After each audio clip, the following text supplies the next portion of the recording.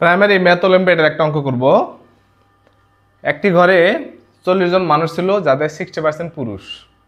যদি আর কোনো পুরুষ ঘরে প্রবেশ না করে বা ঘর থেকে বের না হয়, তবে কতজন মহিলা ঘরে প্রবেশ করলে মোট পুরুষ 40% থাকবে?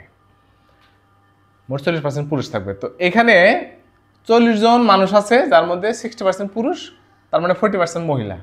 তাহলে এখানে 60 জনের মধ্যে আচ্ছা মানুষ আছে 40 জন,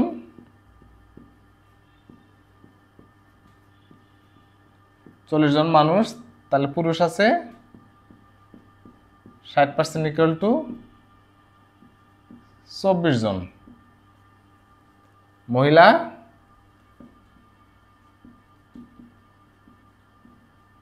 40% একটু 16 জন, 4 জন।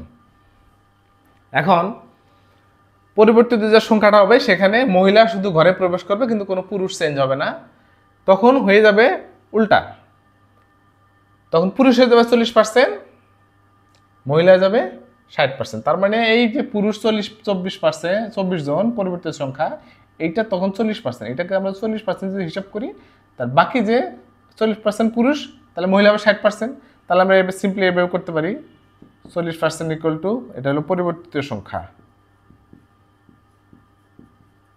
পরিবর্তিত 40% সমান 60 জন, 1% সমান জন, তাহলে 60% সমান 60 গুণন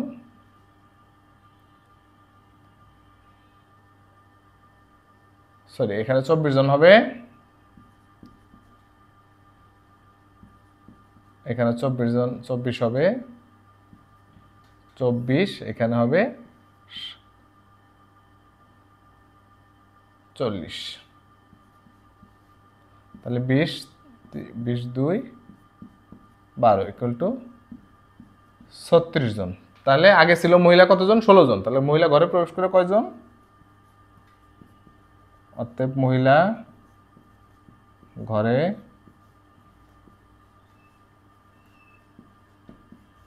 প্রবেশ করবে 36 মাইনাস এখানে 16 হবে 20 জন। আশা করি বুঝতে পেরেছো। Thank you.